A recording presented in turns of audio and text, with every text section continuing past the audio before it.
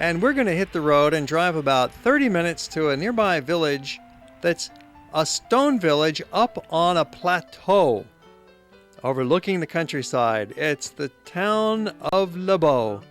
And what a remarkable sight it is. It's quite unique. A stone village that dates back to the Middle Ages. It went through an important period as a refuge and a fortress. Being up on a hill, it was easy to defend it. And then in the Renaissance days, it continued as a thriving village on the hill. And in a later period, it was kind of falling apart and depopulated, and it was then rebuilt in the middle 20th century and renovated and restored. André Malraux, the culture minister, had a lot to do with preserving this town, and now it's a great attraction for the visitor. Fun shops to enjoy, there's historic sites, a good place to pick up some postcards, t-shirts, and potpourri. We popped into the tourist information office for a quick overview. I wonder, how old are these buildings? Yes, the village here at the entrance is Renaissance. Renaissance, okay. Yes, and when you pass through the castle at the top, it's Middle Ages. Okay. Yes. So first there was just the castle. Yes. And the buildings around the castle. Mm-hmm. And after the village Renaissance. It was for defense. For defense. Yes. Mm-hmm. So if I will show you on the map. Here we are right here at number 1. Okay. Yeah, right. And you continue that way, and here you take la porte des guerres. Okay. Aiguer's door. And in French, Aiguer is la porte d'eau. That's the lower town. Yes. Well, that's great. You're very kind. Thank you very much. You're welcome. Well, it's very helpful to have that small tourist information office there at the beginning of the street. It's really as you enter the village on your left side. And then there's really only one main lane and a couple of little side lanes. But this is a tiny town. It's on a plateau surrounded by cliffs, and it's only about 3,000 feet long and about 700 feet wide. But within the town, there are shops, certainly. You've got some nice souvenir shops and pretty good prices we found that were as good or better than in the bigger cities in Provence. So when you see a deal, first rule of travel shopping is grab it, right?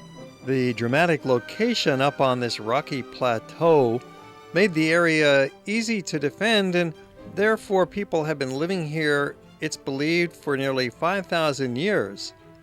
The medieval village was built up from about the 10th century when the fortress and the citadel were first constructed back in the feudal era.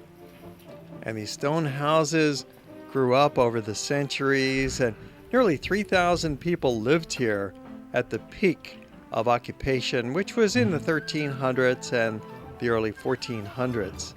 So today it's this solid stone village. Stone paved roads, cobblestone lanes, stone walls, stone staircases, and yet it's a microcosm. It's really quite small. You can walk through it in half an hour, but then you'll want to spend at least 45 minutes here in the museum and out on the plateau visiting the citadel. You see here the old castle, the old palace, and a model showing the plateau up on the stony cliffs. The castle itself was destroyed back in the 1600s in one of the various wars that were rampaging through this area. They even built houses inside these stone caves that they carved themselves. The stone Lebeau has a lot of bauxite, so it turns out that in the 1820s, this became an important area to mine for aluminum. The citadel has this steep staircase. You can climb up it, but not for the faint of heart or those afraid of heights. When you climb up, you have a nice view. There's an ancient sling trebuchet that was used back in the Middle Ages in the siege of villages. Could sling rocks 200 yards. And there's a battering ram, a reconstruction of another ancient weapon of war. Of course, battering rams wouldn't have done much good in attacking this village because it's up on the natural cliff. You can see how far down below the rest of the landscape is. Just a perfect, naturally fortified site. So it's no wonder that people have been living here for so long. And especially back in those Middle Ages, the times of fraught and peril. Now it's all peaceful, surrounded mostly by olive groves out there in the distance, and the Alpilles Mountains. These are kind of foothills of the European Alps, a special branch called the Alpilles. Back in the 11th century, the knights who lived here were very powerful. In fact, they commanded the region. This was perhaps their home base, it's believed. And they controlled about 80 other towns and villages. Here's remnants of a castle and some of the other housing. This dates from a little bit later in the Middle Ages. There's an ongoing history, battling back and forth with the knights from Barcelona, from the Catalan area of what is now Spain on the west side, and various invaders from the eastern side, as well as the Saracens, the Muslim invaders coming up from Africa. So this was a hotbed of contention, fighting for this territory. And this went on for centuries, really. Then it fell into ruins from various battlements, and then there was an effort in the mid-16th century to renovate and to rebuild it. And this was quite successful.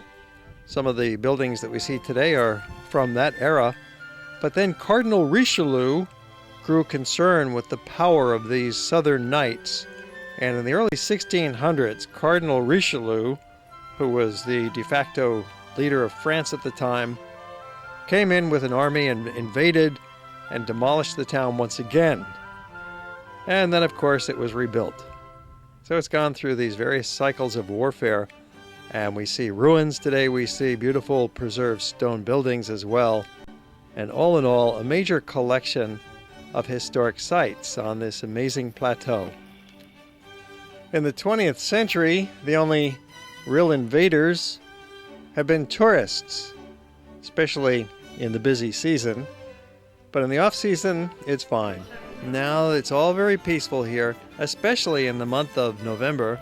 If you come in the summer, these lanes are going to be chock-a-block with other visitors. But in the off-season, it's really possible to have the place just about to yourself. Nice way to see it. So you can come in March or April would be lovely. Late October, November, great time to see it. So just imagine, if you would, these narrow lanes, instead of being empty, being filled with hundreds, if not 1,000 tourists from all over the world drawn to this magical little village of Lebeau. It would not be a pretty sight, I'm afraid to say. Of course, if your schedule demands that you have to travel in June or July, then by all means, don't let it stop you. Maybe try and get here early in the day or at the end of the day to minimize the crowds. For now, there was hardly anybody, and the odd stranger passing by was a welcome sight, really.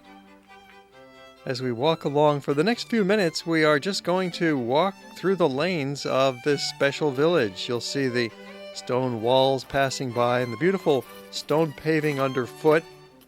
It's generally quite level because we are on a plateau. There's a few steps here and there in the side lanes. When we visit the south of France with our tour, we generally try and do it in the month of November. Early November is quite nice. Well, now we're moving along. Lebeau and Saint-Remy are just outside of Arles, about a 40-minute drive. So we're back into Arles to catch our train, and we are traveling through the south of France by train.